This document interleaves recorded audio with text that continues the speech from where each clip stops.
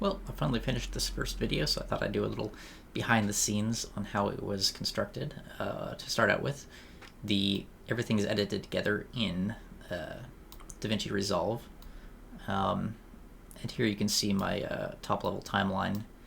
It's just comprised of 4 parts, but each of these is its own timeline, with the individual clips all edited together and the audio mixed in and all that. Speaking of audio, I did something new to me this time around. That's pretty cool.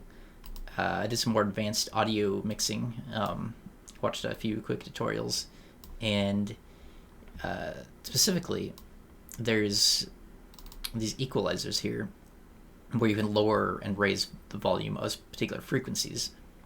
And so the basic guides to mixing background music and dialogue that I found suggested a pattern kind of like this, where like around the 200 hertz frequency, like dip that, and another around 10,000, or this is 1K, yeah, something like that. Anyway, and then that way your audio has a place to kind of like slot into these sections of frequency that you just cleared out in your background music.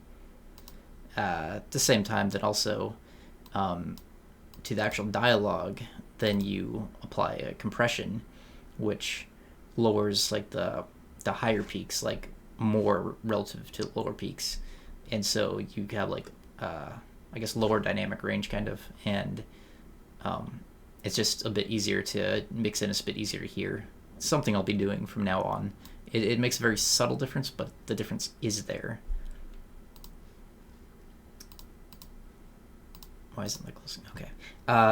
The sequence, the animated sequence, was made in Blender, and here's the whole scene, and you can see stuff move around. This was a definite learning experience. Turns out animation is kind of complex, kind of hard to do, but by the end of it, I sort of started to get the hang of it. This scene, it's like 1,700 frames long, and it took like probably like almost 24 hours to render. That was using the Cycles ray traced render,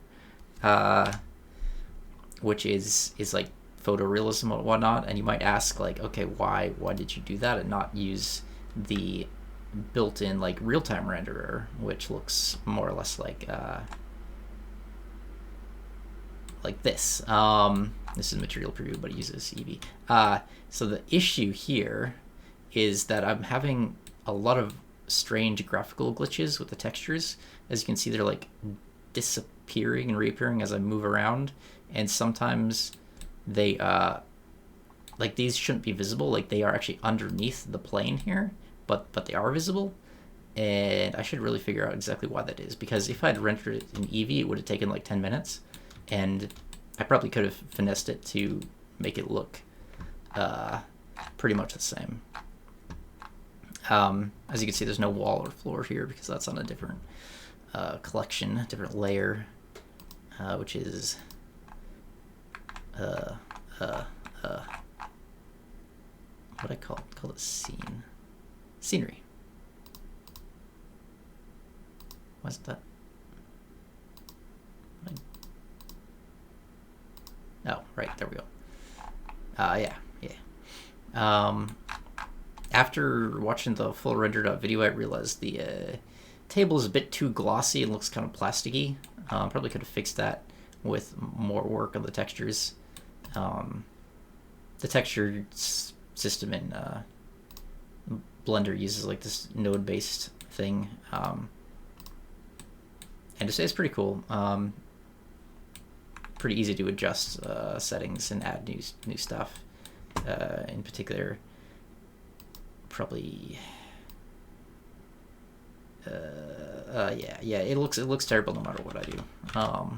But again, it's just all about just putting more work into it, which is really kind of the takeaway of this animation, is that it's a lot of work, and I didn't put in enough work because I'd already put in so much work.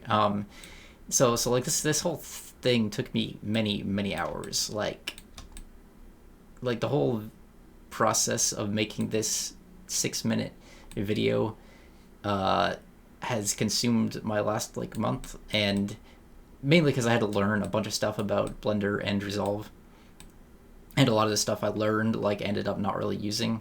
Like there was a whole process of like trying to figure out the fusion compositor in Resolve, which is another node based thing, and it just wasn't really working out for me. And also, actually, I had to refilm some stuff because my original plan was to use a green screen and then project this animation behind me, and then I'd like stand in front of it and like kind of like point to it and stuff. That did not turn out well.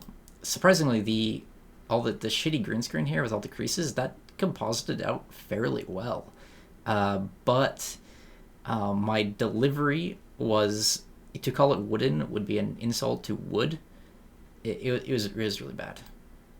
So I ditched this, and then I reshot this in another scene, and that's what became the new opening.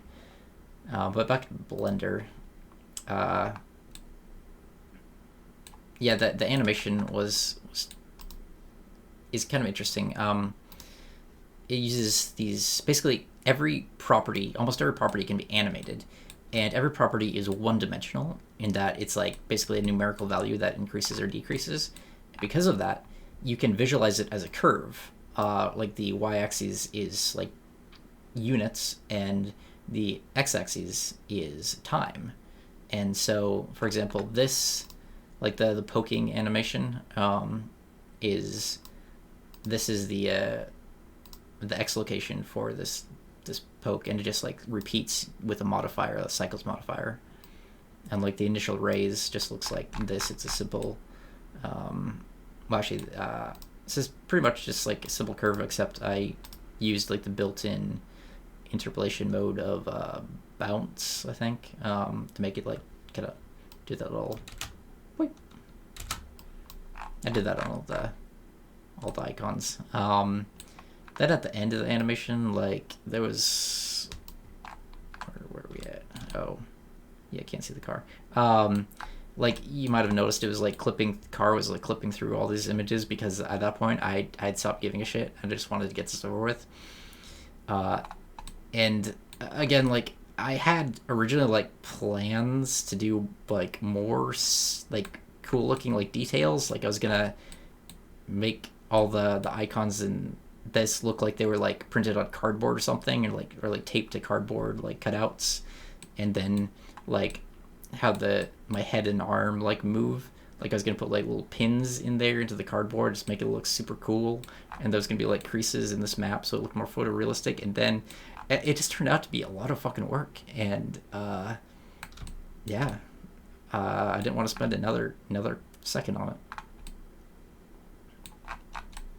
But that's about it.